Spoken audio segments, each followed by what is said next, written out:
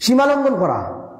কোনো মানুষের কিছু মুরিদ হইতে ওইটা ঠিক আছে, কিন্তু তার গিয়া সিজদা দেওয়া, সিজদা একমাত্র কার হক? আল্লাহ তাআলার হক। শুধুমাত্র আল্লাহ তাআলা সিজদা পাইতা, ইবাদত আল্লাহ তাআলার।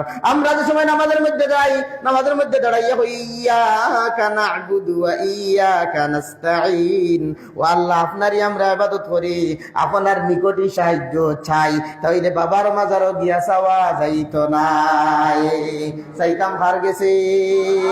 মাংনা হায় মাংলো আল্লাহ সে, আল্লাহ সে मांगना है मांग लो अल्लाह से, अल्लाह से